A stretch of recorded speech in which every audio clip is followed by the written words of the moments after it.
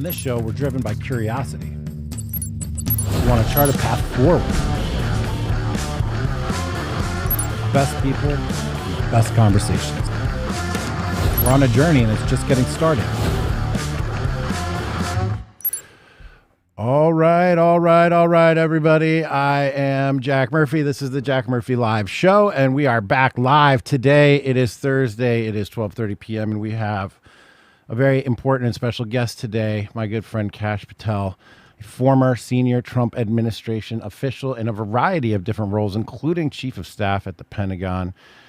We are here to talk today about all of the crazy things going on with Millie. Oh, wrong one. Here we go.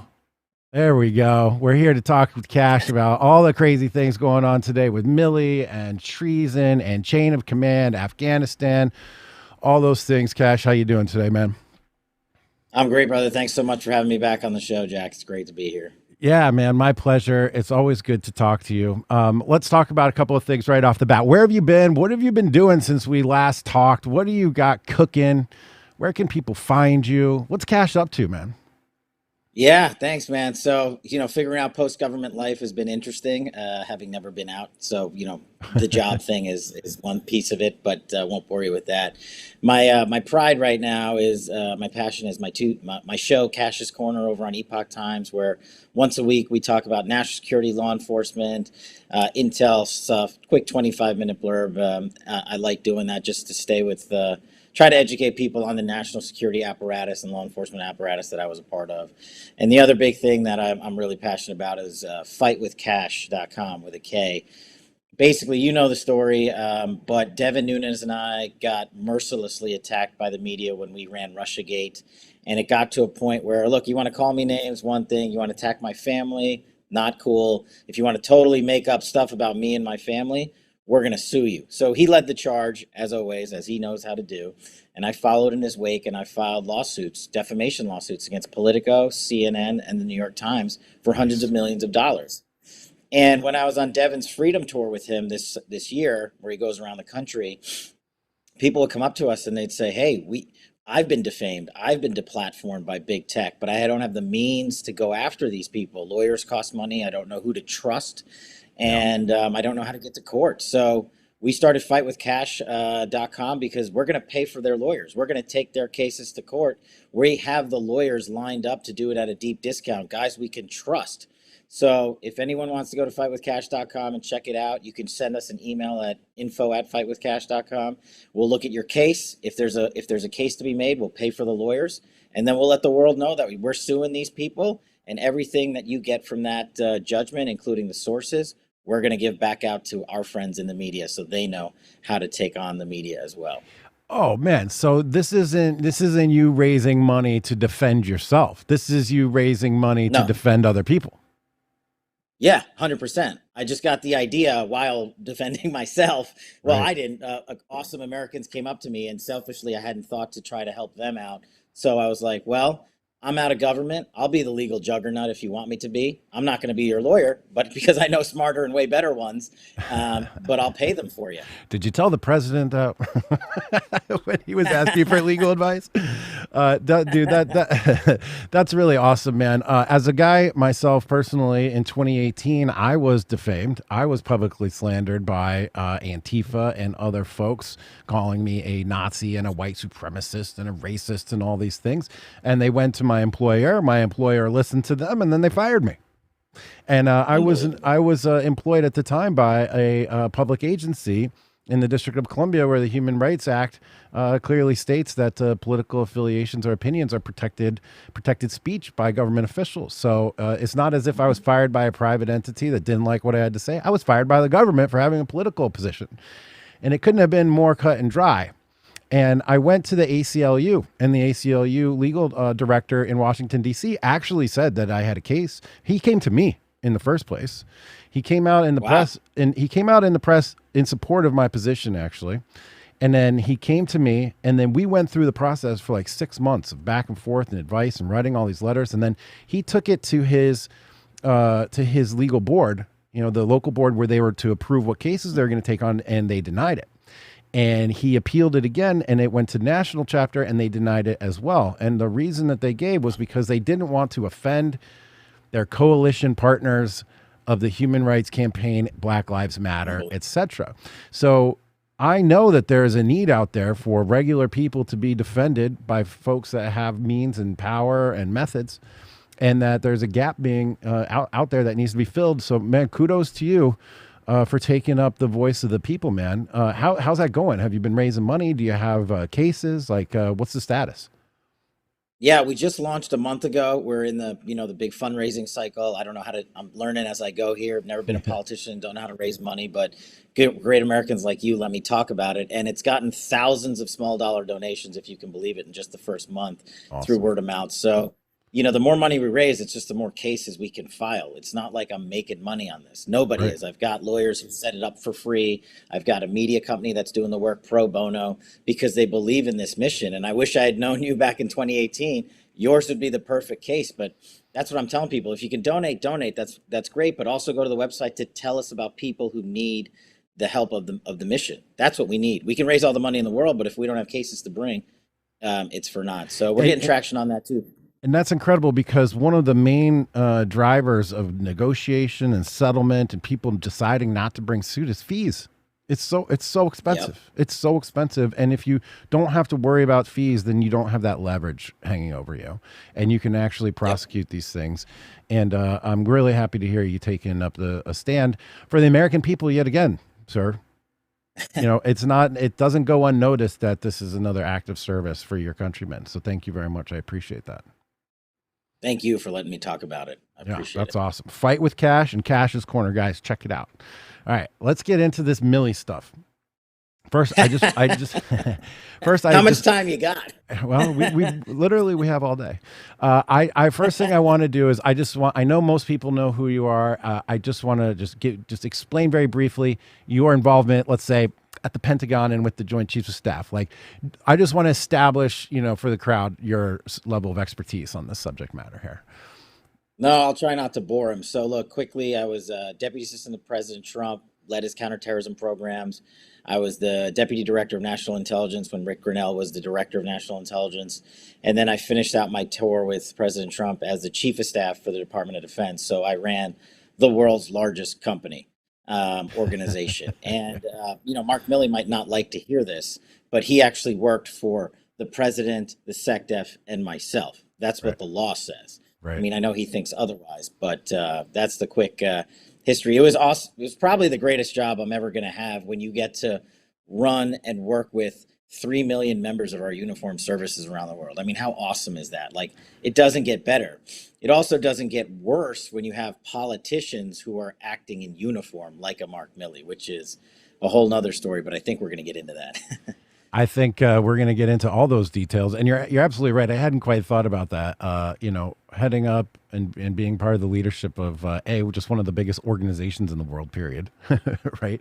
And then one of the most powerful organizations in the world, and then an organization that has millions of people who are there to serve their country. That is it's a prestigious position. And it's given you a lot of insight into how the government works. You made the government work. And now we're going to talk about how the government may or may not be working. There was a recent, just a couple days ago, the Washington Post published basically, I think, a book review of Bob Woodward's new book coming out, in which Milley, the Joint Chief of Staff, the head of the Joint Chiefs, he says in there, he makes a number of claims and assertions, and there's quotations and such, that people are calling treason. People are calling, the end of the civilian control of the military. People are saying that the chain of command in terms of the nuclear strike orders, or however that works, and we're going to get into that because I have no idea, that was violated, and that there was many of the things that basically resulted in perhaps a coup. And I am no fan of Milley, and obviously, I am a Trump supporter, and I'm definitely not a Democrat, but I am a fan of rigor. Okay, and so I want to go through this and make sure that we have the facts and the law and all of the elements that are going to make this a very valid and forceful argument. Because I'll tell you, my first thought when I read this is Bob Woodward, Didn't just last year Bob Woodward come out with a book and all of us were like, Bob Woodward doesn't know what he's talking about. That Bob Woodward, he's a biased politician, or, a partisan. That Bob Woodward cannot be trusted. But now here we go. Bob Woodward's got a book that's got something in it that we want to jump on, and everybody's jumping on it like Bob Woodward has been the most reliable source that there's ever been. Isn't that weird? Do you find that a little weird? Well, it's what the media does. I mean, I could care less about Bob Woodward. I was there with Millie, who worked for us. I was running the Defense Department, and I don't need a book to tell me the accounting of how this man acted and behaved. I saw it firsthand. I saw him, as I like to call him now, he's the Kraken of the swamp, because he's the Yikes. most political figure. He's even more political than I think Nancy Pelosi is currently. I mean, this guy will say and do anything to save his job. And that's the exact opposite of what he's supposed to do. Afghanistan is the biggest example. We withdrew successfully out of Afghanistan under President Trump, and I ran his plan to do so. And then we left it in Millie and Biden's hands, and well, the world saw what happened. Yeah, we're definitely going to get to what the Trump plan was in Afghanistan and how the difference was and how it played out. But let's go through a number of these claims. First of all, let's talk about the I don't even know where to start. I mean, first of all, there was a time in which Milley called his Chinese counterpart and told them, quoting here, not quoting specifically, but paraphrasing, "We are not going to attack you.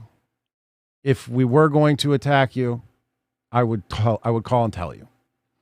Now, that when you just read those lines, that sounds insane to me, right? That this guy, who's obviously one of the highest senior military officials in the whole entire thing, is saying to one of our adversaries, "Hey man, it's all good. We're not going to attack you. And if you were, I'm going to pick up the phone and call you."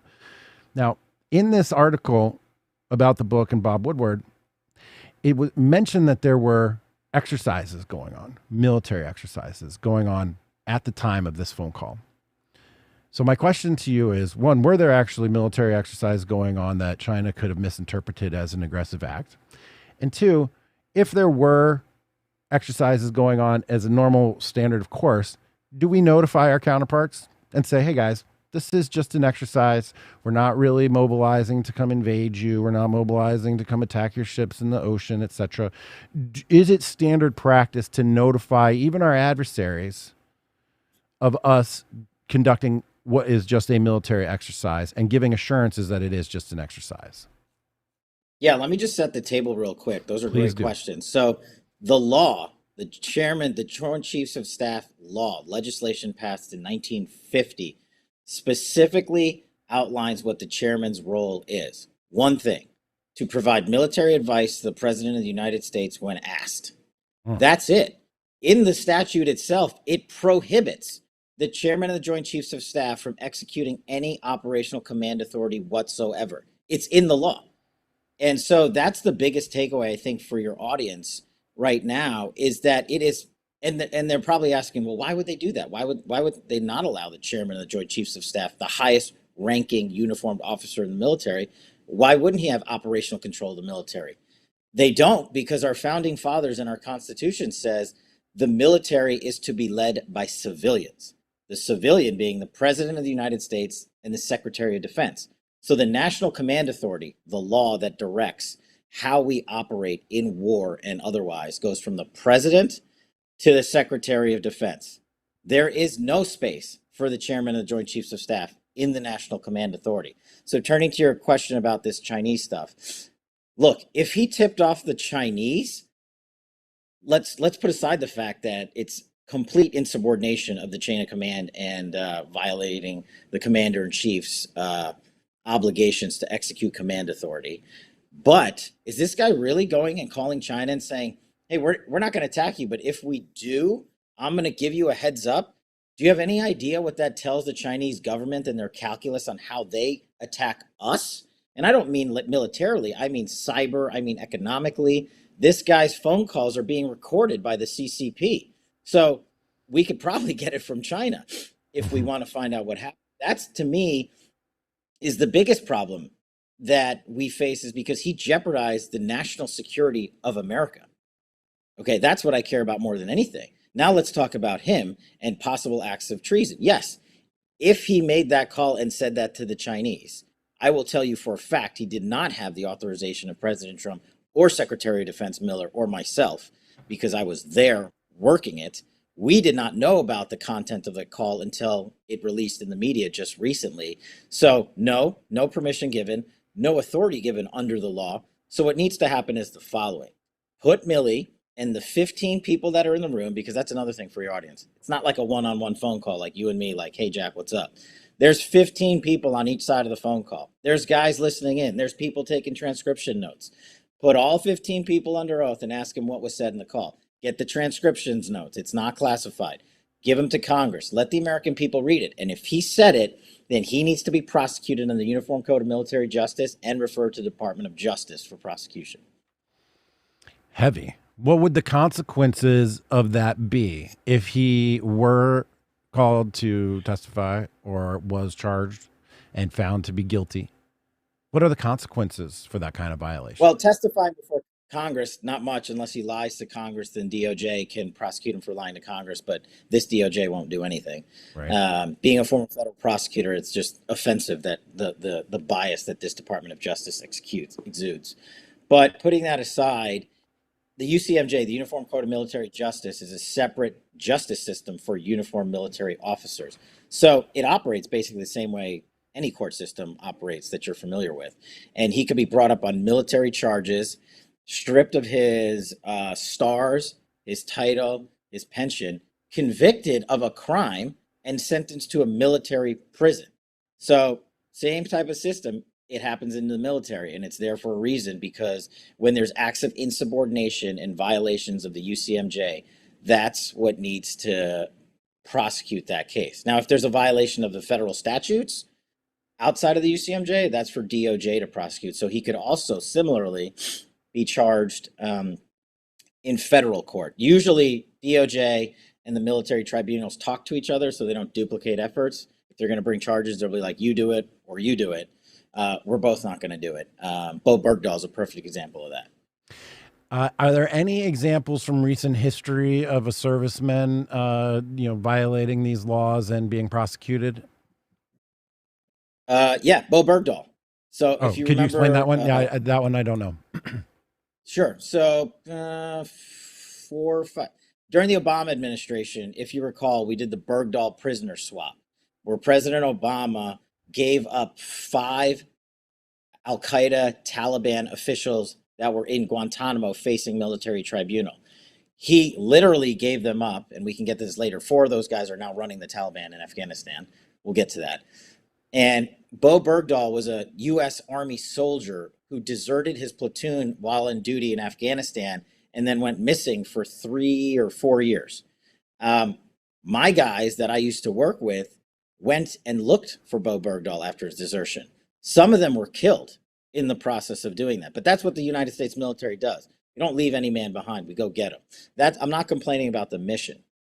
But what happened was, when Bo Bergdahl was finally transferred back to America and rescued as a result of this prisoner swap, he faced prosecution in the UCMJ court tribunal system. He had violated a military order of desertion, which is the worst thing you can do, basically, is leave your fellow service members in the field of duty.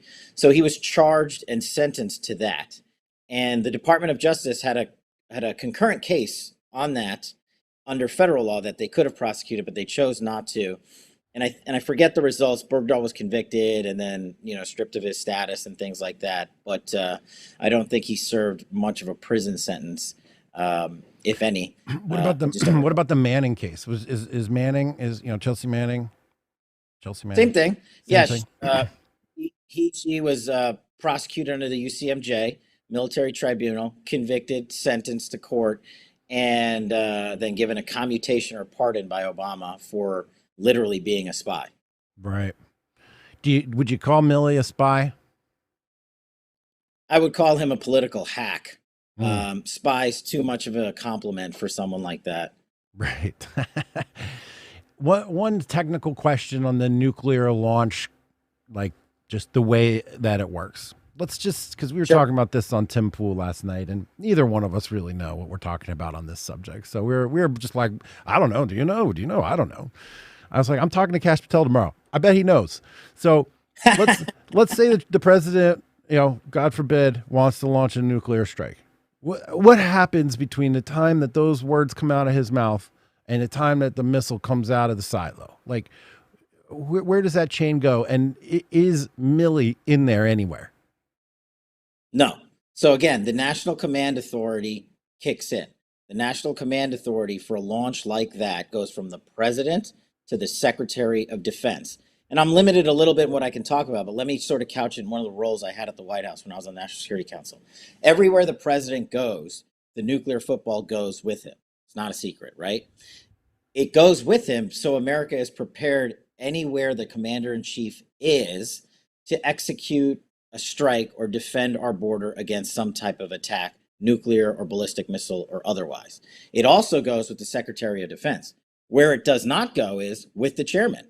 He's not in the command authority of the nuclear strike response. He's prohibited from doing so. Now, he should give the president advice on whether or not it's a good idea. 100% agree. That's his role. He needs to do that and be in the conversation. But basically, I was the one responsible for traveling with the president and providing advice from the White House National Security Council perspective. There's military advice, then there's the president. There's very few people that basically get chucked in a room with the football. And let's say the president says, okay, we're being attacked or we have to do X, Y, or Z. The command authority goes from him to the Secretary of Defense to what we call STRATCOM, Strategic Command, out west in Offutt. And basically, we run so many cycles, so many reps and sets. We prepare for every eventuality that these guys, these awesome guys, and I went through a demo with them, know exactly what to do. And it's just a tick-tock that just goes, the chain of command, it just goes literally, it's like a zipper, it just goes boom, right down the pipeline. Right. And these guys execute it with great efficacy. And there is no place for the chairman and the Joint Chiefs to interject. I guess when you're growing up, you have this idea that the chairman of the Joint Chiefs is like top dog, that he's got all kinds of authority and that he's somebody that wields a great deal of power. It sounds like he's pretty impotent, actually. He's an advisor. He's just in the room to just share. Yeah, and I don't want to diminish the role. Like the Joint Chiefs operation is huge, massive, massive operation in the Pentagon, full of lots of uniformed officers. And basically, they are constantly providing advice, not just to the White House, but to the National Security Council, but also to their combatant commands. Basically, how the world's broken up is in these things we call combatant commands, geographic locations. You guys have heard of Indo-PACOM or CENTCOM or AFRICOM. That's just geography that breaks up the world and how we operate in those separate theaters. Those guys are constantly reporting back to the Pentagon, not just the Office of Secretary of Defense, but also the Joint Staff, because they're formulating plans and operations and helping us come up with the best solution. So it plays an important role. And the chairman is in the Oval, or should be in the Oval on a weekly basis, advising the president on military matters. And look, I was with Milley in the Oval a lot, talking about Iran, talking about China, talking about Russia, talking about hostages. And I don't ever recall a situation where General Milley said, wow, I disagree with President Trump. And he would have if he did. But he agreed with the withdrawal plan in Afghanistan, President Trump's policy towards rescuing American hostages, taking out terrorists, our stance against Iran, which was the strongest one, which hopefully someday we'll be able to talk about. But he was there providing his advice and doing his job. Now, what I've come to learn is he would leave the Oval and undercut the commander-in-chief and make sure he inserted himself into the chain of command. And that is unlawful. Right. So that's the part where he made everybody look him in the eye and be like, if you get these orders, you come to me first. Right. Like that is circumventing the chain of command. That's rewriting the law. That's changing the way that the whole thing works. That to me seems obviously like a major concern. Now, in your experience in working with Milley in all these other circumstances, and I think you just alluded to it, did you ever get the notion that he was being insubordinate or being treasonous or I mean, these are big words to throw around. I realize we're just like chatting on YouTube, throwing around words like this that have such insane, ramifications and context. But did you ever have any inkling that he wasn't executing the president's orders, that he wasn't, or not, because he's not executing president's orders, but that he was subverting them somehow, or getting in the way, or being a problem on any other matters? Or was it just this particular one? And, what do you make of him doing it in this case, if that's the situation? Well, honestly, as a career government guy for 16 years, you grow to respect the chain of command and the people that are in it. So when you first engage with these folks, you think it's, wow, what an awesome responsibility to be with these guys, and hopefully they're doing their job, and you entrust them that they are. And it's kind of like, maybe it's the inappropriate or not the best analogy, but when Devin and I were running Russiagate and we first started saying that a Democratic Party paid the Russians and foreign intelligence officers to go after an American president, people thought, are you out of your mind? Like, what are you talking about? It took us a year to get that narrative even going, and turned out we were right, tragically, because I didn't want it to be true. Right. I didn't want that to happen in America. Now, fast forward to the chairman, same thing. I worked with the chairman. I was the senior director for counterterrorism the night we did the Baghdadi strike. I was in the Situation Room with him and the president. And on that night, I'll be the first to admit, the chairman executed his role great, tremendous. And I was like, that guy's doing his job. That was my first heavy communications with the chairman. And then it changed once I went into the intelligence community, and once I went over to the DOD. Unfortunately, I did see him start acting and calling people he doesn't need to be calling. Especially if I know he was calling Nancy Pelosi and she was calling him. I don't know the exact contents of those conversations, but if the reporting in the book is true and they're talking about changing the nuclear command code, I mean, wow. Like, you can't make this up. And you hope it's not true, because that cripples America's national security, politicizes it.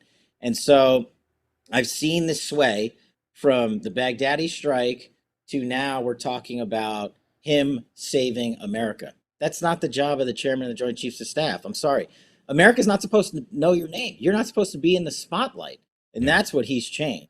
And I know people that are still in the chairman in the Joint Staff's office, and they are infuriated with his leadership. Interesting.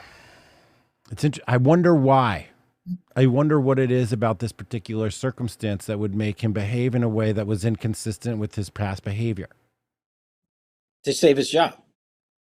Look, this administration, is no surprise, hates everything Donald Trump did, including successfully have a plan to withdraw out of Afghanistan. And we handed them that blueprint, even though Blinken testified to the otherwise. Look, it's one thing if he doesn't want to read it, and those guys didn't want to read it or meet with us when we requested, when we were transitioning over government, and they said we were being political.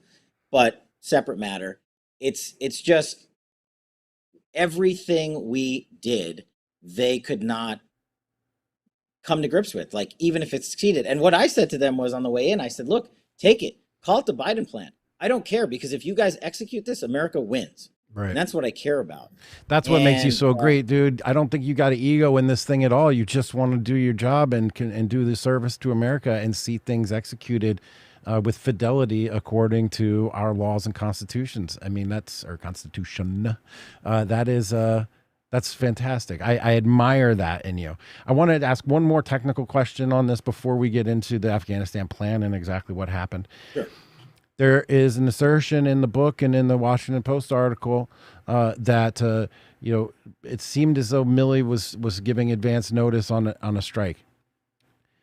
Are there any historical examples of where we have picked up the phone and called an adversary and said, "Hey, we're getting ready to drop a bomb over here. Just want to let you know," and then hang up? Generally speaking, I believe there are situations where that's appropriate, generally speaking, right? And let's use a hypothetical. Let's say America is going to bomb a location somewhere in the Middle East, right? But there were civilians or friendlies in the area. Of course, we're going to call our allies and friends and say, hey, I need you guys to get out of this. I'll get off the X. We're coming. Please move. Appropriate. But that instruction would come from the commander-in-chief and the secretary of defense. It would not come unilaterally from the chairman. Now, we might instruct him to say, you call this guy while I'm calling this guy, and tell him what the commander-in-chief said. What I'm telling you in this Chinese phone call is, There was no command from the Secretary of Defense or the President of the United States. I know that for a fact, firsthand. So if Milley made this call and said these things, that's what breaks the law. And that's what makes it inappropriate, to say the least. Gotcha. Gotcha. So that wasn't mentioned in the book review that I read in the Washington Post or in any of the other reporting that's going on today. And Yeah. so as I'm reading this, and again, I'm tainted by it being Bob Woodward in the Washington Post, and like a lot of times discarding what they have to say because I understand. Buddy, I understand how this thing works because of you and your work and the way that you introduced to us the way that leaks happen and then the media takes it and then it just bounces back and forth and it becomes an investigation all off of a bunch of nonsense. And the Washington Post and Bob Woodward are a part of that. They're part of that fake news infrastructure that generates whole narratives out of thin air. So when I read this, I am skeptical. And I felt as though there were facts and text missing contextually here that would put it in the proper perspective to understand whether or not this was typical behavior or atypical behavior, or if it was ordered, if it wasn't ordered, or what the actual chain of command is or what it isn't. And so what you're telling me unequivocally 100% that the president did not direct this Milley to pick up China and give them assurances that we're not attacking them, that we're going to give them advance notice of any strike, et cetera, et cetera. This was 100% outside of any direct command. It was basically a renegade actor trying to subvert the process and to diminish the president's power in a circumstance of the most gravest matters. True? Yeah, that's actually the best way of saying it. Thanks for clarifying what I was trying to say. Well, it's just amazing because there's so many different pieces here, and it's important. It's important for us to ask questions. You know, like I sometimes get pushback from people, quote, on our side because I just want to be right. I just want to be accurate. I don't want to jump the gun. I don't want to make assumptions. I don't want to do what the left does. I just want to make sure that we're rigorous. And so I appreciate you helping me come to that level of rigor with respect to the Milley situation. Thank you. Of course. Quick shout out to Jennifer Law in the chats. Thank you so much. I appreciate all the support as always. All right, let's move on now to the Afghanistan plan. The withdrawal from Afghanistan, I guess that's last month now, was it just engaged everybody in the country. It just sucked my attention. It was excruciating. It was tragic. It was horrifying. It was sad. It was positive but negative. There's so many emotions, right? Like everybody on our side, everybody that voted for Trump, one of the things that we wanted was end the wars. Get out of Afghanistan. Stop killing people unnecessarily. Stop putting our people in harm's way. Stop feeding the military industrial complex. Stop making our elites and the people who think that they're better and us richer and more powerful at the expense of our children and our boys from the middle of a country. And so this was captivating. It was kind of what we wanted on one hand, but then executed in a way that was just a complete and total disaster and made us all feel, I think, weak and vulnerable. And as if we have no plan, as if we're running around like a bunch of chickens. And what's terrifying about witnessing this chaos is that, you know, when I was a kid in college, I was like, I can't wait to get into the real world, to walk into a room where everybody's mature, responsible adults and they take their jobs very seriously and they execute things faithfully and they're all very smart and wise. I have yet to walk into that room. I'm hoping you have walked into that room, given your experience. But what I saw was that it was a bunch of normal people making mistakes, or even bad people, but just making mistakes. There just wasn't a wisdom. There wasn't a foresight. There wasn't a execution that seemed like it was well thought out. So I want to know. I want to know from you. You were assigned to the Pentagon near the end of the administration to faithfully carry out the president's orders. I want to know what you could tell me what those orders were. I want to know what the plan for withdrawal was, what the key timelines were, what the conditions were. I want to know what the deals were with the Taliban, if you can tell me. And then how did that not play out and why?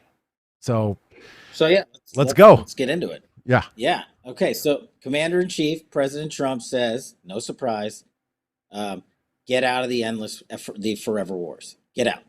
Campaigned on it. He had two secretaries of defense who failed to carry out that mission. And so he made Chris Miller the acting SecDef and sent me over there to be chief of staff for the DOD and carry out that order amongst a few others. So the major theaters of war we're talking about, not just Afghanistan, Syria, Somalia, Iraq, and Afghanistan, okay? Those are live active theaters of war. And he said, I want out of all of them safely. Don't just leave, get a plan, and let's talk about that plan. And we knew that. We weren't just going to come up with a plan and hit go. It's the commander in chief who needs to authorize the plan. So the plan we came up with for Afghanistan was actually, it's pretty simple when you think about it. One, remove all American citizens safely first and foremost. It shouldn't surprise anyone that President Trump's attitude about America first is Americans first. So many people disagree with that, but I don't. I think he's the president of America. So putting Americans first, I agree with. And then he said, okay, it's a theater of war. The Taliban's there, Al-Qaeda's there, ISIS is there. How do we safely get out? Well, we have to keep our brain center in Afghanistan. Bagram Airfield for your viewers, right? That was our command and control, our C2 node, our brain for operations in Afghanistan. All operations, logistical operations, medical operations, transport operations, helicopters, airplanes, how we get people in and out of the country. Got to keep Bagram until there's an actual exit plan for Afghanistan. Then you got to and look, here's the thing that probably upsets people the most. They're like, well, if we're leaving, we have to leave Afghanistan with a government that's going to govern the country. And who's in Afghanistan? Afghans and the Taliban. So President Trump said, these guys got to sit down and negotiate, and we're going to help them, but we're going to put conditions on them, hard conditions. And he told the leader of the Taliban, if you attack us, or Al-Qaeda does, or anyone, he will unleash the entire authority of the Department of Defense and take you out. And he wasn't kidding, because if you recall, about a year and a half ago, there was an incident while we were in the middle of negotiations where he bombed a terrorist organization and removed them. So they took those conversations on the diplomatic channel, which was being run by Pompeo over at State, seriously. So on a parallel track, you have the military plan and the diplomatic plan, but they have to come together. Otherwise, it's not going to work. So you put those two people, Afghans and Taliban, in a room and say, come to a peaceful interim government agreement, and then we will start removing our troops in a fashion that doesn't hurt American security interest or yours. And so that's the gist of the plan. And the last thing is we would, of course, leave a special forces contingent in country to combat terrorism. I outlined that whole plan in the New York Post op-ed about 2-3 weeks ago. Yeah. And that's it. It's not military genius. And of course, it was President Trump who came up with the plan, and then we implemented it. Look, two guys went into the Pentagon, me and Chris Miller, and we withdrew out of these theaters of war that people couldn't for years. And now the guys who went in, the career national security officials who went in, were the enemy because we actually had a successful withdrawal plan. And here's what I'm most proud of, Jack. Under President Trump's Afghan withdrawal plan, we lost 0 service members. 0. I did not have to attend a dignified transfer because we blundered the exit in Afghanistan. And that's what I'm most proud of. And it was working. And we told the Biden administration, if you remember, they were yelling at us because they were saying, oh, you're not transitioning properly. No, the orders from the White House after the election were clear. Kash, transition the most important national security mission America has, the Department of Defense, to the incoming administration. Roger that. And we established the most extensive transition in presidential history. Now, if they didn't read it or participate in it, you can ask them. That's up to them. I called them. They never called back. But we provided them with all the documentation, all the plans. And what your viewers probably don't know about is, do you know how many troops we have in Somalia now? 0. That theater of war was safely withdrawn out of. And we went to the lowest number of troops in Iraq and in Syria that the U.S. has been since the war on terror started. And again, we did not lose service members during these withdrawal processes because they were implemented strategically with intelligence that was coming in. And we didn't do the one thing they're accusing us of doing. We never politicized the national security apparatus of the United States. They can say it till they're blue in the face, but the facts speak for themselves. We left.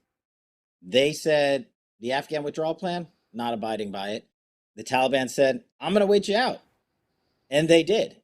And then we've got American citizens stranded still in country. and we've got 13 service members dead, and hundreds of other innocent Afghans dead, and women being tortured and killed now. So they can say what they want, and they can still blame us like Blinken did when he went to the Hill the other day, the Secretary of State, and said, oh, they didn't give us a plan, they gave us a deadline. No, we gave you a plan.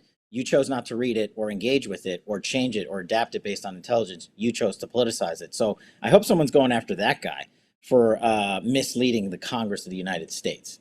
Right.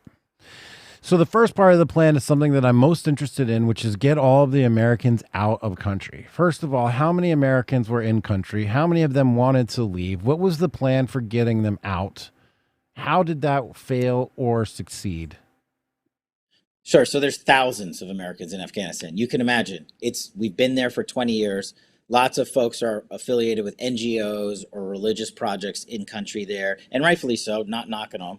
But they're scattered throughout a theater of war. So you have to go find them, use your ground-based intelligence to go get them, and then have actual transport. And in Afghanistan, it's not like you can jump in your Toyota and drive down the street and pick them up. You got to have helicopter lift and fixed wing assets go and get these folks once they've been identified. We were never going to withdraw from Afghanistan until that entire operation was outlined and completed. That was the one thing President Trump cared about the most. And so it's an enormous operation, a huge logistical lift that you need a brain, Bagram, to do out of Afghanistan. And so you get the intelligence community involved, you get the State Department involved. Okay, where is everybody? Have we met with them in person? Did we tell them this is the plan? And if everything's going well, we want you guys out of Afghanistan because we will no longer be there. And President Trump, of course, said the military is not leaving Afghanistan until every American's out. And that was it. Are there Americans that didn't want to leave? How do you reach out to these people? Did people just say no? Is everyone who wanted to get out? This is what I want to know. Are there people in Afghanistan that wish that they were not there, that cannot get out, that we abandoned? 100%. 100%. Do you have any idea how many people? I would say close to 1,000 to 2,000. That's my guess. I don't have access to the intelligence anymore, but what I do have access to is guys that still worked Afghanistan, contractors that were out there. And that's why, we are doing these private organizations, which I'm proud to be a small part of, to remove these guys and gals that are stuck in country safely. We're seeking private funding. We're positioning ourselves not in Afghanistan, but near there. And we're helping folks get out that want to get out. Because to answer your question, are there still Americans in Afghanistan that wanted to get out that did not? Yes. And it's not one, it's a lot. And President Biden said he would never leave Afghanistan if any Americans were still there. And he violated that promise. And they're still there. And there's no plan to get them out except Jen Psaki saying, we called and texted everybody and sent them an email and told them, please come to Kabul and then we'll get you out. What kind of national security plan is that? What kind of leadership is that when you tell someone in an active theater of war who's hundreds of miles away or 2 blocks down the street, don't worry about the Taliban, Al-Qaeda, and the suicide bombs, but if you can get through all that and you got my text, we'll get you on a plane and we'll get I mean, it's outrageously offensive. The scene from the airport, it just, and you never know what to trust these days. You never know really where these videos are coming from. I'm reminded of that video from China right around the beginning of Corona where a dude's just standing there and he just falls over on his face and everybody uses that as a way to be like, Corona is so deadly that you're going to die just standing up. You just never know where these videos come from.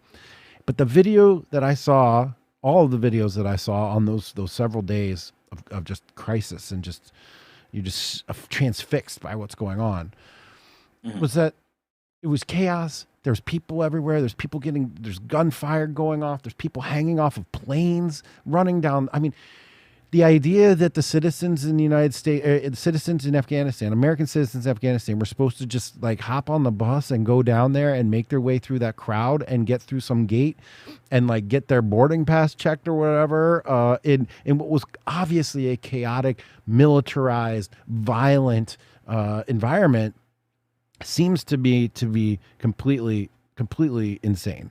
And so I just want to ask you one more time. Originally, the Trump plan was what? identify, call, reach out, send helicopters and planes to every American citizen in Afghanistan, no matter where they were in the country, up in the hills, in some cave somewhere, whatever. We were going to put out the bat signal and say, you know, come, we'll get you. We'll just come and get you, no matter where you are, take you over all that stuff by military transport into the appropriate airport, onto the appropriate plane, and then out of there.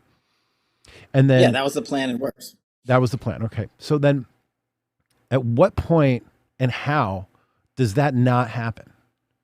Like somebody somewhere is like, you know what? There's American citizens there. You know what? Screw them. We'll just leave them. We sent them a text. They didn't show up. They left us on read. Like what? Like how does that? Who makes that decision? Commander in chief. And under President Trump, that would never have happened, right? President Biden came in, unfortunately. And look, I keep telling people this, and they don't believe me. I'm cheering for Biden. I want him to succeed in Afghanistan because I don't want people dying. I don't want 20 years of blood and treasure in that country to be wasted. But instead of having a conditions-based withdrawal plan, which is what we had, and that's the key, President Biden had a reactionary evacuation. And removing Americans, removing equipment, we didn't even talk about We're going to get to that. The national security threat that we left behind. But all those decisions come from have to come from the commander in chief, and rightly so. It's his decision. And when you don't have a plan, but what you have is a willing media to politicize the Afghan withdrawal process and just keep blaming us no matter what, even if it was working, it doesn't matter. And when you flip it around, say President Biden was in power when we were doing the conditions-based withdrawal plan, right? And then Trump comes in and just says, forget your plan. Everybody out by this date and forget this talking to the Taliban and the Afghans. We're done. And then 13 service members die. What do you think the media's reaction would have been? Insane. I mean, and then couple that with your question about Americans in country. Can you imagine what they would have done to us if I went to the podium at the White House and said, well, we sent them a text and an email, and if they can get to us in Kabul, we're going to get them out.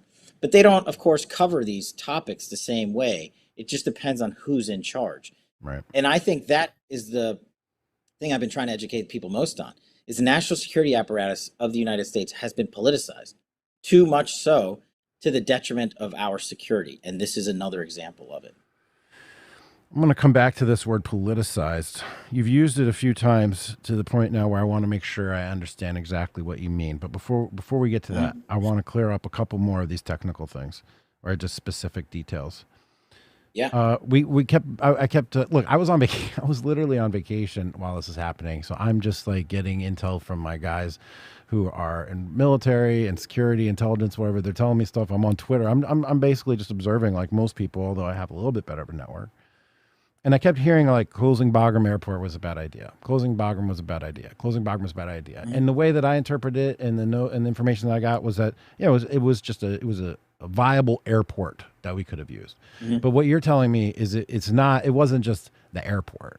It was the brain. It was how we were going to do everything. It wasn't just that we closed down an airfield. It was that we closed down the entire operation. Is that what I'm hearing?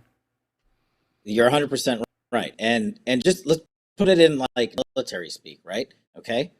From a geostrategic standpoint, we picked Bagram because of its geography and its location. If you look at Kabul, HKI, Kabul International Airport, right? It's probably the worst from a security posture because it's in a valley and people can just shoot down at you from all sides. Bagram was totally different, right? But think of it this way. If you have a theater of war, you need someplace to run everything out of: clothing, laundry, food, the service members that are there, their morale, their welfare. Our NATO allies were housed there. And this is the point I forgot to mention. Bagram housed terrorists that we captured on the battlefield with our partners. When we gave up Bagram under this administration, we literally turned the key and let loose thousands of terrorists back into Afghanistan. And the media just washed right over that. One's too many. What would the alternative have been? Gitmo? Like, what would the alternative we were have working been? through the as we said, keep Bagram. The alternative, what we were doing was to prosecute these guys either in third countries or America or separate military systems, right? Because we can't govern the world like that. Yeah. But instead of sending them to Guantanamo, the Afghan government and the Taliban and everybody agreed that we would, and our allies agreed, we can detain them here and figure out what to do with them. And we were on a case by case basis. We worked those cases. They take time. Yeah. But if you just let them all out, then I don't even know what to say to that. Yeah, and here we are going through, due process for terrorists while we've got them captured in Afghanistan, working cases on them. And I see these videos of the Taliban just lining up their enemies with their hands behind their backs on their knees, a row of 10 of them, and just wasting them all one at a time with shots to the head. Like, it just is frustrating. Yeah. Go ahead. Sorry, we didn't even talk about the tens of thousands of people that have come to U.S. soil who weren't vetted. That's a whole nother part of the plan that we actually did up front. The Secretary of State, if you can believe this, literally said last week, we did not front load the vetting process. We are going to do it from the back when they've come to America. And I'm not talking American citizens. And I'm not saying a lot of these people should not be here. The plan under Trump was you vet them. You charge your intelligence community and your Department of Defense to fully vet these people in Afghanistan before they get on a transport to American soil. That was another component of our plan that I forgot to mention. And and the media, of course, just ignored it and said he's doing the right thing by letting anyone and everyone on these planes. And I'll give you a hardcore example of where it failed. Under the Obama-Biden administration in Iraq after the surge, we airlifted hundreds, if not thousands, of Iraqis over to America. They did not vet them properly. I spent, and my colleagues spent, a year tracking down ISIS from those airlifts in America. We found them. They existed. We prosecuted them. And I'm afraid that that's going to happen again because the number is 10x and there was no vetting done. So whenever people are saying it's bull crap that the assertion that folks make, which is we can't let these people in unvetted, we can't let people in over the border without a wall, without checking them because terrorists are actually coming in through these processes. You can say from a position of experience that yes, indeed, when refugees and others come in without any vetting, whether it's illegally over the border or through these airlifts or through the Afghanistan, I don't know whatever the hell we're calling that. That actual real life terrorists have come through that you have identified, that you have tracked down and picked up, hopefully, or they're still at large, or what's the case there? It's operational tradecraft for the Al-Qaeda and ISIS and all the other terrorist groups. They use the southern border to get into the country illegally. We've caught them down there. There's cases about that. We've let people in and not been able to do anything about that under this weaker administration southern border policy. These guys get on flights. We know it happened during the Iraq resurge. And of course, I don't have a hard case proof for it happening now because these tens of thousands of people just got here. But I'm telling you, if I'm Al-Qaeda and ISIS, they're putting their guys on those transports all day long. It's a free ride to America. And they won't act right away. They'll come in here, assimilate to society, lay in wait months, if not years. And we're going to find these guys came in on these flights. And it's not good for American security. Yeah, years. If we've learned anything from our engagement in Afghanistan, folks there got some patience. And they can see the long game in a way that our 24 our news cycle and political cycle certainly cannot. I keep wanting to come back to the military equipment, but we're talking about politicizing military and politicizing these decisions. Is an example of this perhaps, and I'm going to bring this up as not a huge supporter of taking in refugees from anywhere, but remember recently there was a little hubbub about Cuba. And there was people that wanted to get out, and there was all this discussion. We shouldn't let all these people in. They should just stay there, whatever. Democrats seem to be very opposed to accepting Cuban refugees, but yet throw their arms wide open for Afghanistan refugees. Is there any difference in these two circumstances? United States foreign policy, trade policy, military policy has, purposefully made things very difficult for Cuban people and the Cuban government, and the same, our activities in Afghanistan have also caused disruption, whether they were justified or not. It seems to me that both of those cases, if you're being consistent, would be like, yes, if we were involved, let's bring in some refugees. I'm not saying I agree with that, but I'm trying to find some consistency in any logic here on either side. Yeah. Is the difference here between the Cuban perspective and the Afghan? Is this what you mean by politicization? I can't even say the word today. Is that what you're talking about, or what do you mean about when you say the military has been politicized? I'm trying to understand because you keep saying that, and it sounds important, and I really want to know what you mean. No, yeah, let me explain that better. And I should have done that up front. What I mean is, from a national security perspective, when President Trump was in power, anything he did was bad, even if it was good, right? Killing Baghdadi, killing Soleimani, rescuing 54 American hostages, more than any other president in U.S. history, okay? Securing our southern border, building a wall, whatever you want to call it. The policy of the next administration, the Biden administration, was not to come up with an intelligence based policy. It's what does the mainstream media want? And they want to excoriate Trump. How do you do that? Okay, you reverse national security strategy. You say, what did President Trump do? I'm doing the opposite.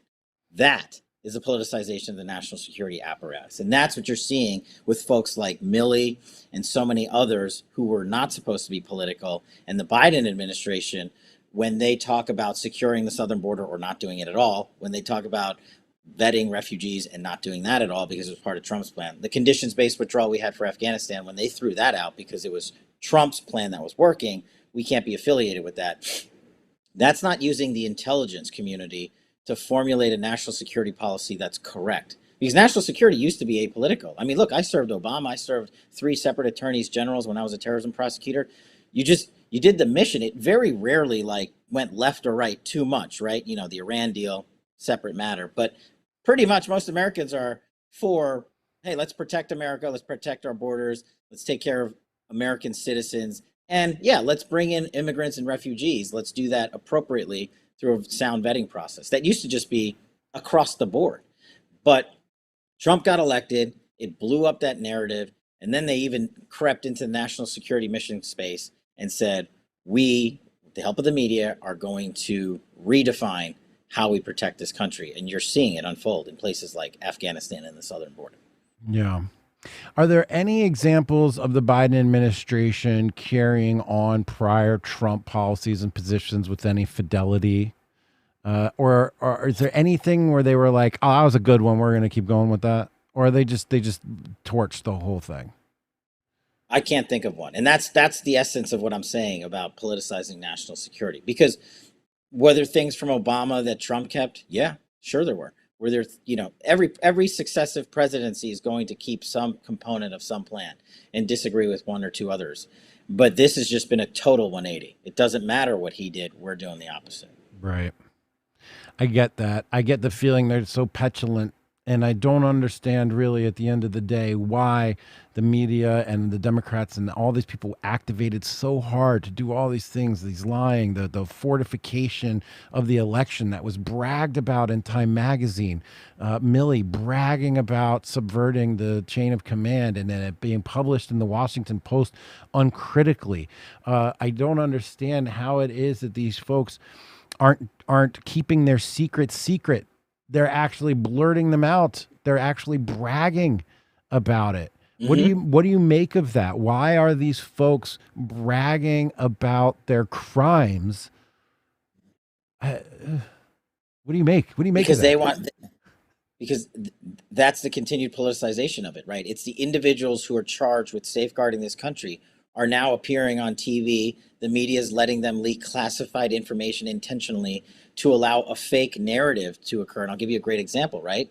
I was running the intelligence community with Rick Grinnell when this whole Russia bounty gate, not Russiagate, Russia bounty gate thing broke. And they said under the Trump administration, these guys would leak classified information and say President Trump knew that Putin was paying bounties to terrorists to kill American soldiers. Fast forward to the Biden administration, right? And what happened when you looked at the actual intelligence and it came out? The Biden administration said that entire narrative was false. Even they had to admit that.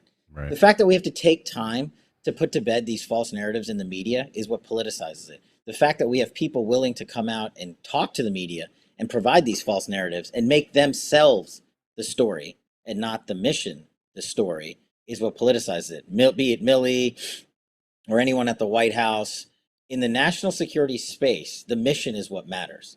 These people have made the mission their deal, their job.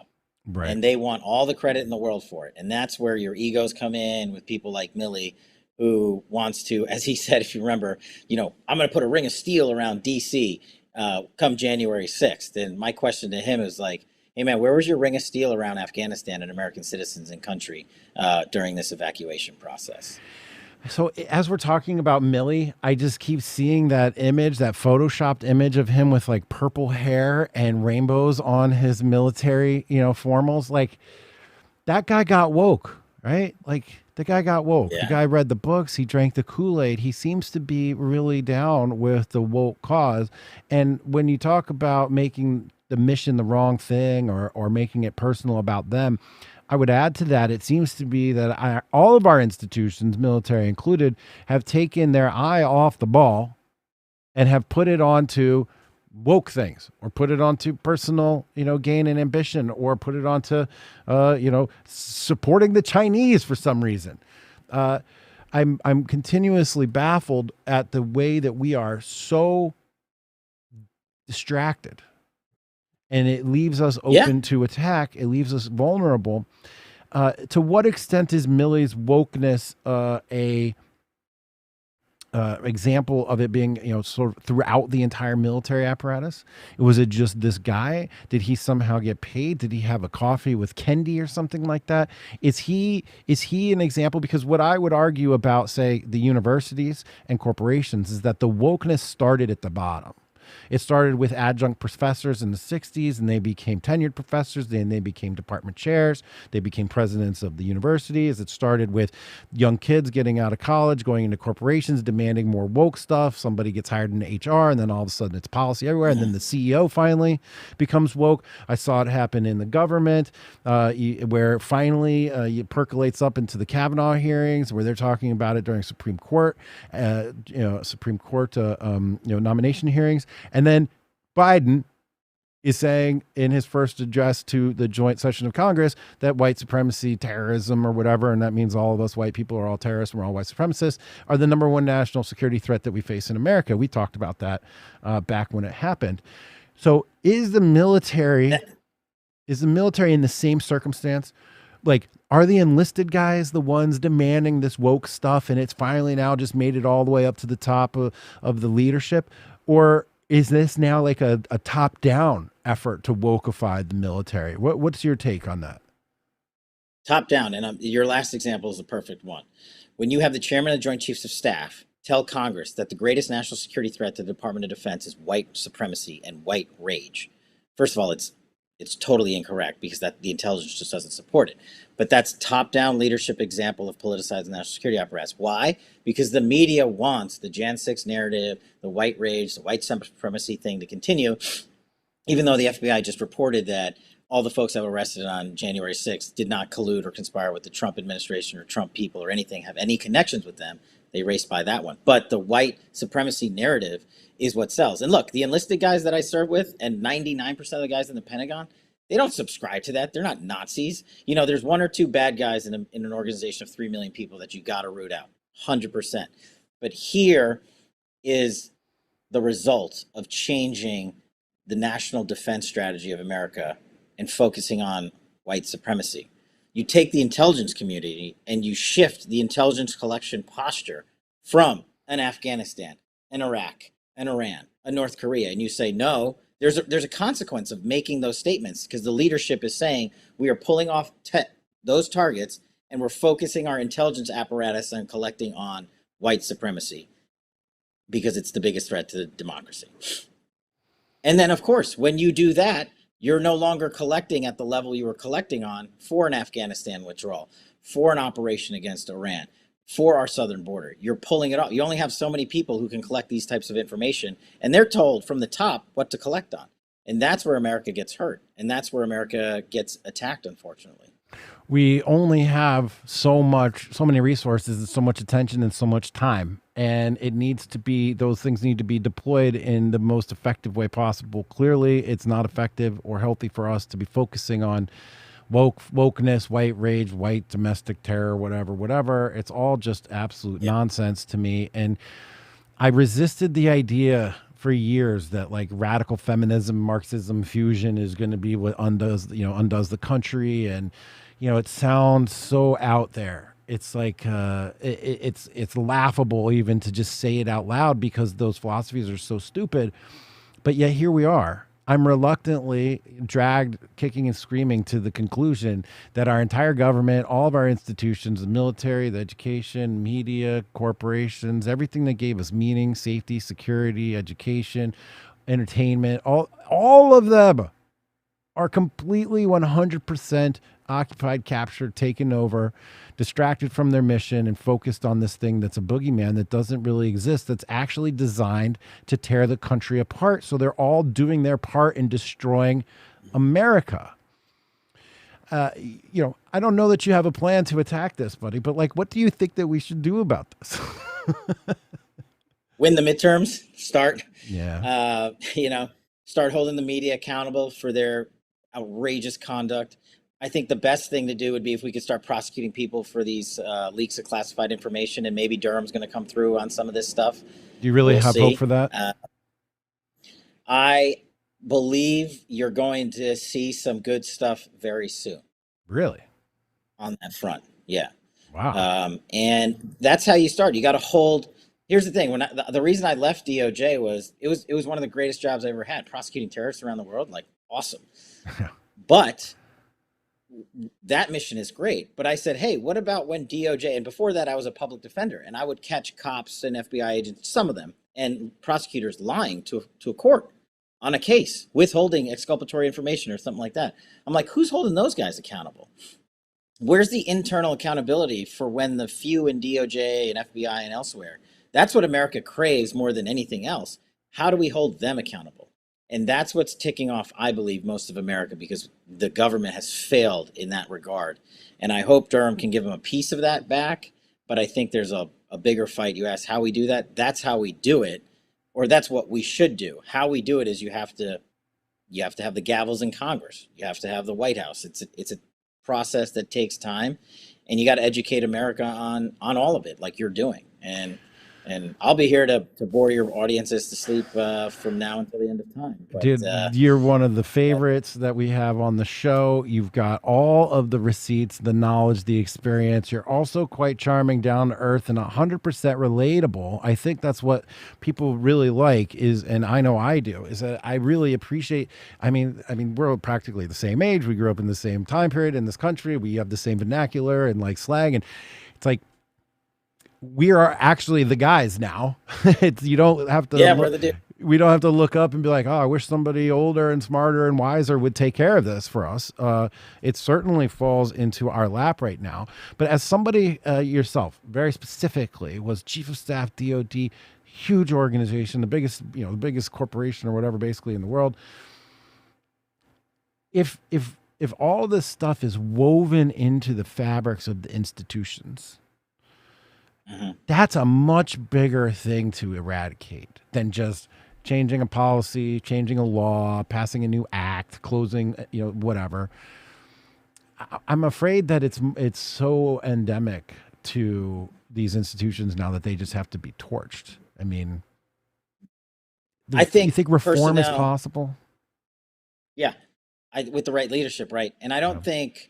And I think this is one of the things the Trump administration learned the hard way, is that personnel matters, and not just at the cabinet level, but 2-3 layers below it, undersecretary level, assistant secretary level, the deputy level. It matters. And the next go around, hopefully when there's a change in administration in 24, you can reform these agencies, because as we learn, be it Russiagate, be it Afghanistan, what have you, it wasn't entire bodies of agencies and departments. It was the corrupt leadership, like a James Comey, like a Milley, that were doing these things, like an Andy McCabe, or like the Bruce Orrs of DOJ. It was people that you never thought could rise to that level of leadership, corrupting America by their crooked activities. And that ties into the accountability we need for them. But I think that the change is possible because you can choose the people you put in those positions. And the 98% below them, those guys are awesome. I worked with all of them. They're great Americans. They'll do the mission, but their leadership led them into crooked activity, and you have to hold that leadership accountable. and you can replace it when you win. Right. To the extent that you can answer this question, I would appreciate it. It's very clear that Joe Biden and the Biden administration knows that what they're doing is unconstitutional when it comes to things like the CDC foreclosure stay, like the foreclosure ban. They literally come out and say, "I don't think this is constitutional, but we're going to do it anyway." And there have been other instances in which they behave in this way that's obviously extra constitutional.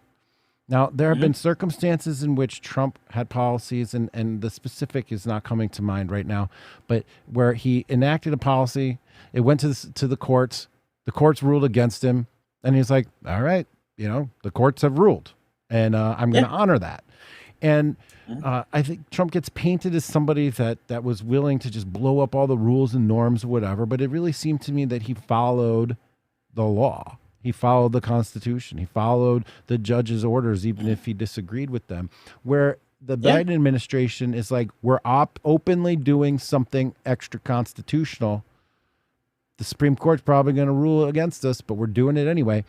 Was there any time during your service where either people in the room advised the president to behave in a similar way that Joe Biden is behaving, knowingly doing things that were unconstitutional, but yet like serve the mission?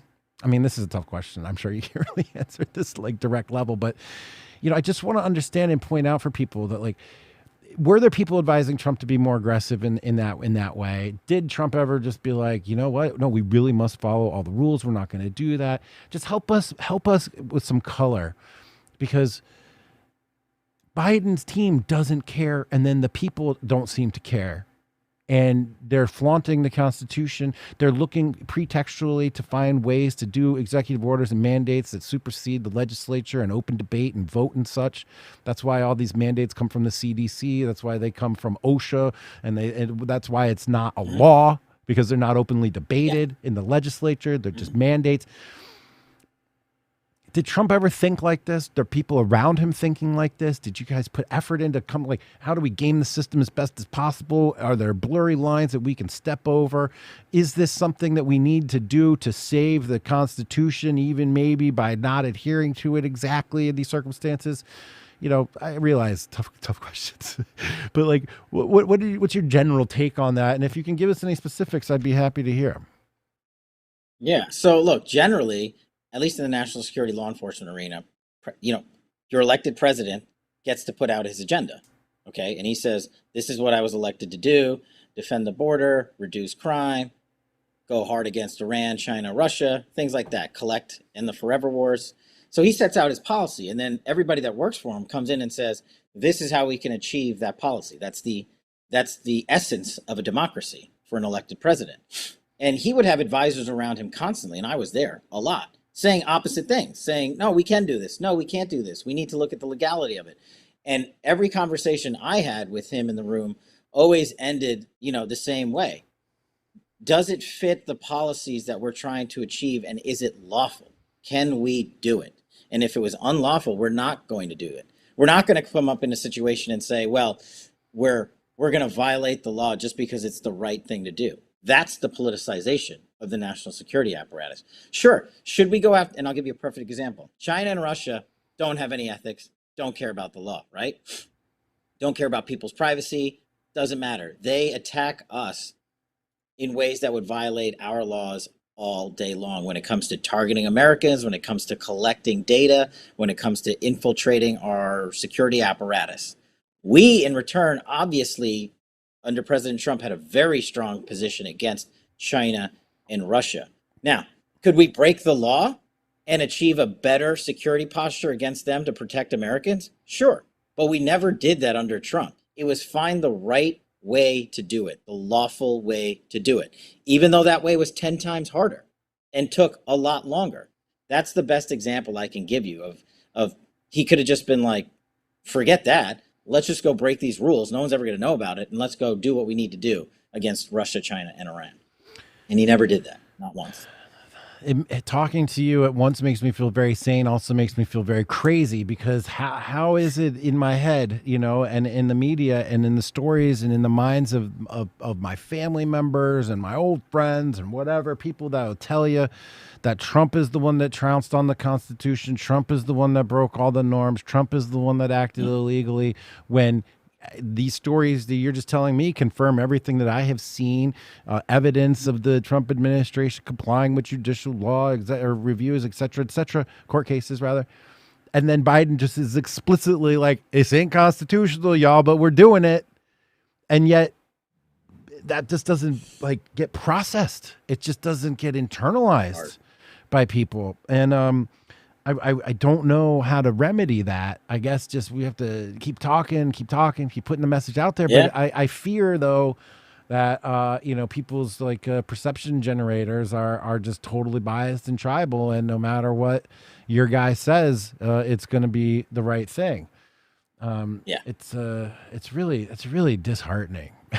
I mean, just to be totally honest, I realize I've got a lawyer with me. I want to ask you a question about this rulemaking stuff. But yeah, I understand. You went to law school and you worked in the government. You've got a better idea how to answer this question than I do.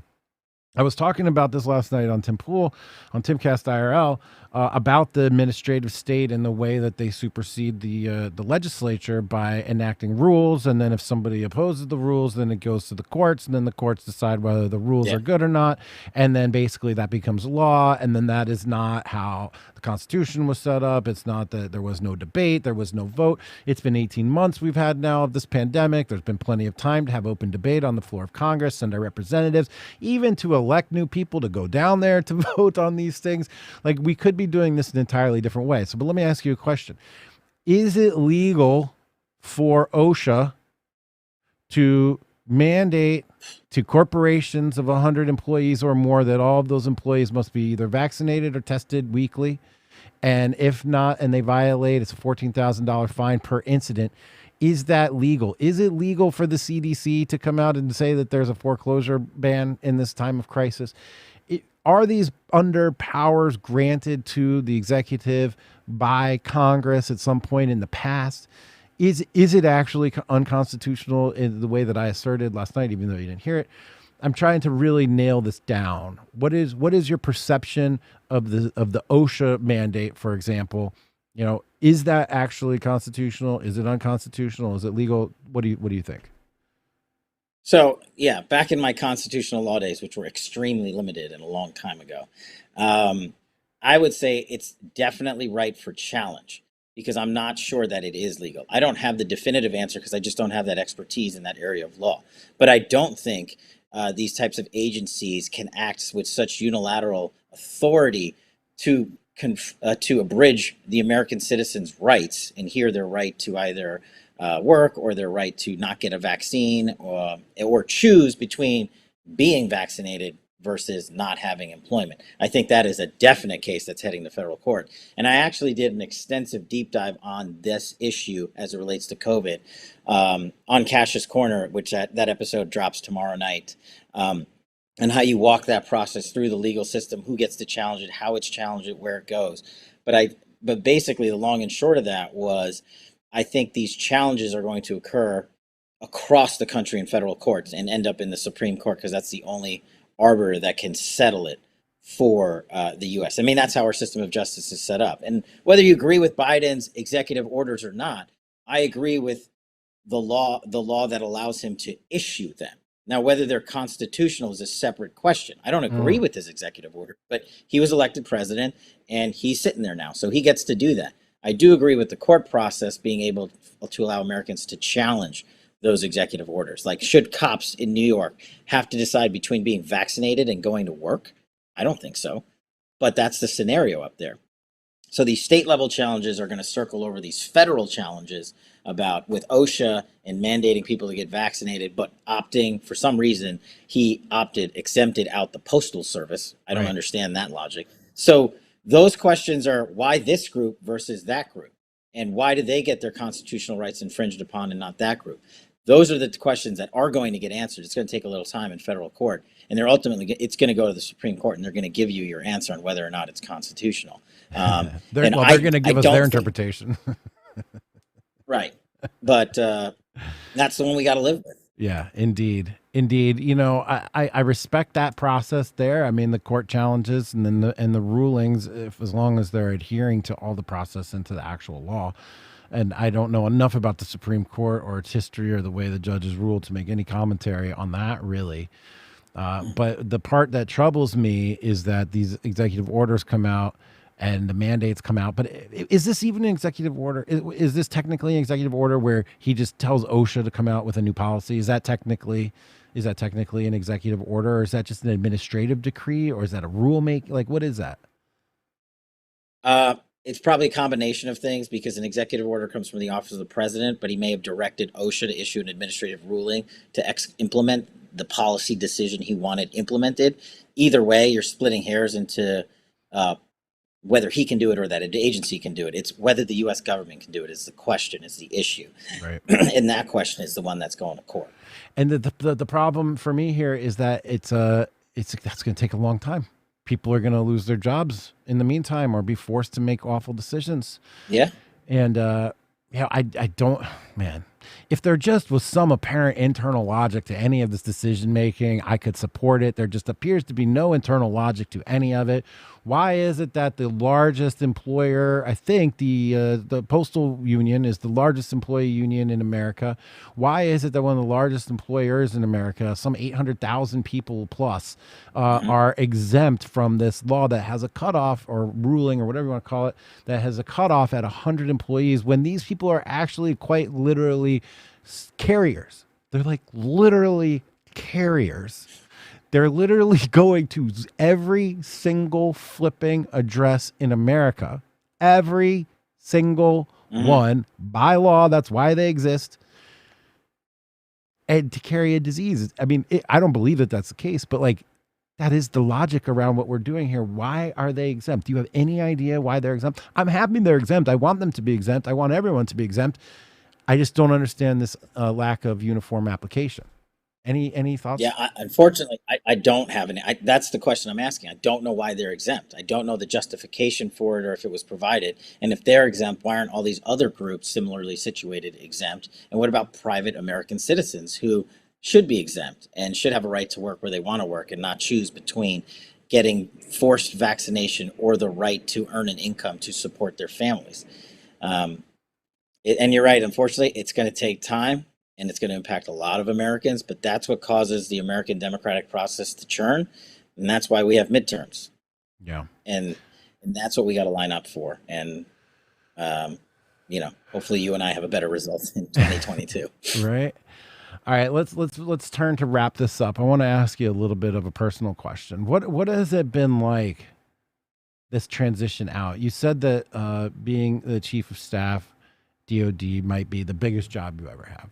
I don't know if that's the case. Oh, yeah. I could see you returning there. You get my vote for president. I love the things that you say. Your demeanor, your attitude, your service, your bipartisan service, your commitment to the mission. I mean, you are exactly the kind of person that we need to have with real power, somebody with virtue, with somebody with loyalty and dedication to the cause and to the American people and a dedication to the Constitution. But you said it was the biggest job you ever had. People aspire to their whole life to work their way up to those sorts of level of power and access, but not for power's sake, but you know what I'm saying, influence and ability to affect positive change in the world. Just on a personal level, man, what has it been like on the outside now, trying to recalibrate and engage with the world, where it's just clearly not going to be with such, a grand position. There's only so many of them, Yeah. What has it been like for you personally? It's been tough, man. I mean, everyone's like, oh, I read about you in the Washington Post or the CNN or the New York Times. And I was like, oh, you read that made up story about me? And they're like, no, we don't think it's made up. And I'm like, how do you know that? Right. And, that's just a little anecdotal example. But yeah, I've been looking for work and people would come back to me and say, well, you can't apply to these companies here because you were in the Trump administration. And I was like, yeah, but I was in the Obama administration. I'm a national security guy. Like, what are you talking about? What did I do that excludes me from applying for these jobs? And it was, you served under President Trump. So that's been the hardest part. And I have no regrets, none. Still talk to President Trump all the time. I think he was a great leader, a great president. And if he goes back in 2024, I'm going back with him. But it's been Would you hard. bring 3,000 extra people with you next time, by the way? Yeah. Oh, yeah, you're coming too. Oh boy. Yeah. I think that's been the most unfortunate adjustment because I remember over 16 years, every time there's a transition, even when Obama left, and rightly so, there were career officials who went out and got really cool jobs. And I think they should be able to get those cool jobs. I think just the landscape has shifted because the whole landscape shifted when Trump got elected. And then, when Biden got elected, the landscape continues to shift because they're still looking at Trump for all the failures and nowhere else. And I think that's wrong, at least from a national security and law enforcement perspective. I think he was the best president we've had on those issues, not to mention the economy, which is not my forte, but I think he crushed it there. Yeah. And so it's been tough, but I'm not going to get down about it. One of the things I promised myself I would do is spend the time I have out trying to educate people that want to listen on national security, intel, defense, and law enforcement. Happy to talk to you about that. Do I want to talk about politics? No, I've never been a politician, so I'm not going to talk to you about politics. But when the two intersect and inappropriately, I'm going to call you out on that all day long. Yeah. Big difference between governing and politics, governance and politics. Big difference.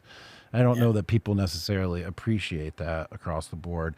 It really strikes me as being effed up that you were hired under Obama. You worked for Obama administration. You kept your job through the transition like how many other thousands of people. Mm-hmm. And so yet, many. And yet, as you just continue to faithfully execute your mission, it gives you this scarlet letter. That's exceptionally frustrating. And I can see that your involvement in the Russia investigation. You became politicized, right? Your career itself became politicized, and I admire you for standing up for what you knew to be right. And I'm bummed that you're dealing with these consequences as somebody nonpartisan, just after the truth and after the mission.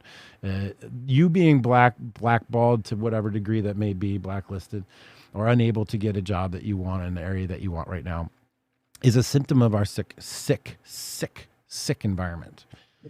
That somebody like you, a true patriot, somebody who's dedicated to the mission and the Constitution, that defended American interests all around the world, saved people's lives, brought people back to America, rescued hostages, killed terrorists, and protected the president, and fought Congress, and all this stuff is like getting the shaft afterwards for his service. That's despicable, and I hate that. I commend you. Well, I appreciate that. I commend you, man, and everybody who's listening commends you, and man, get me fired up, Kash. Over you. I'm sure you're feeling way stronger than me, man.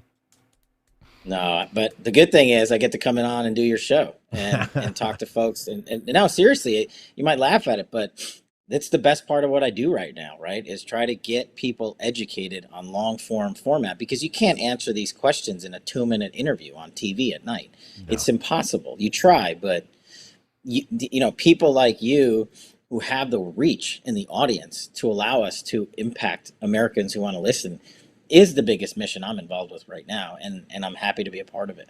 Well, thank you very much for coming on. I do appreciate the fact that sometimes I'll have a guest on who was on Tucker the night before doing 2 minutes, and then on with me the next day doing 120 minutes. And it's a very good way to take those punchy headlines and the punchy sound bites that Tucker really does a great job getting out there, and then really digging into them and explaining all the thoughts and the history and the context behind them.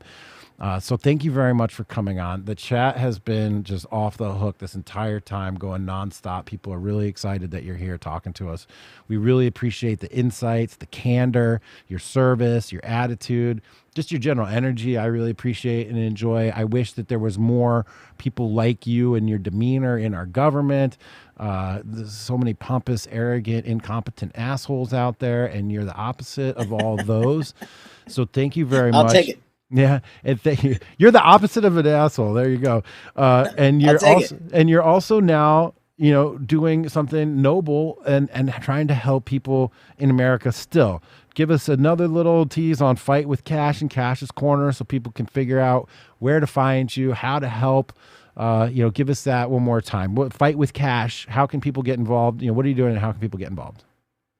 No, thanks so much for having me on and giving me so much time. I really appreciate it. So fightwithcash with a K.com is basically a platform for individuals who have been defamed or deplatformed by big tech and mainstream media. So if you got a case or you think you have a case and you can't afford the lawyers and you don't know which lawyers to go to, that's what Fight with Cash is for. We're going to pay for your lawyers, we're going to pay for your court case, and we're going to fight back on behalf of everyone in America who was defamed and deplatformed. So that's the essence of fightwithcash.com. It's not for me, it's for you. So check it out and see if you want to become a part of the fight or help donate to Fight with Cash, because somebody's got to pay these lawyers, and that's a big part of what we're doing. And the other thing is, I'm trying to be like Jack Murphy in a small way with Cash's Corner, right?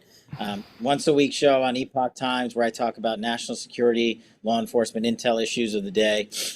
So check it out. It's all online on Epoch Times, and I think we've done like maybe 15 or 20 episodes so far. They're all there, 25, 30 minutes long.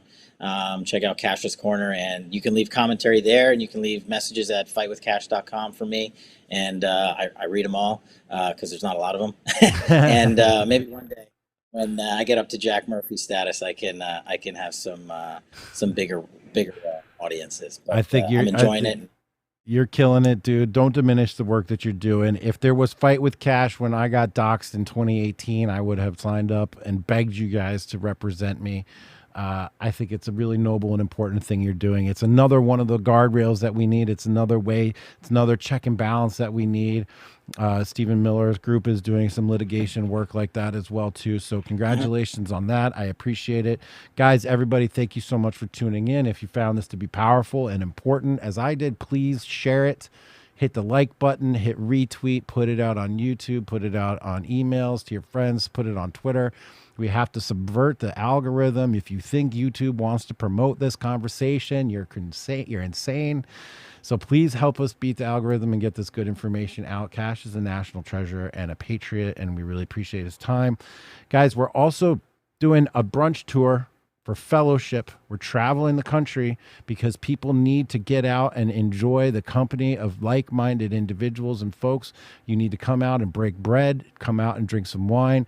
We're traveling all around. We are going to New York City on September 26th. Follow us at Jack Brunch on Twitter or go to jackbrunch.com. Come on down and hang out there. We're going to be in Tampa on October 10th, Nashville on October 24th. We're going to Austin, Denver, Seattle, LA, Northern California.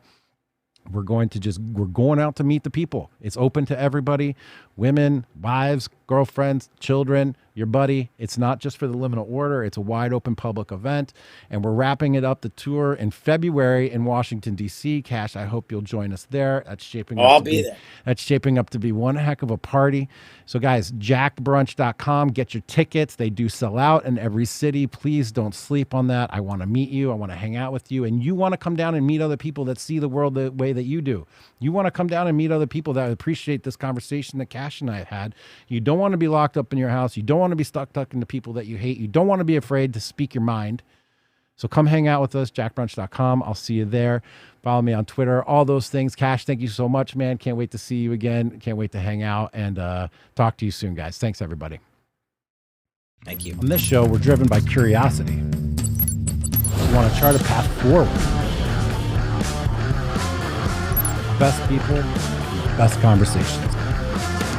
We're on a journey and it's just getting started.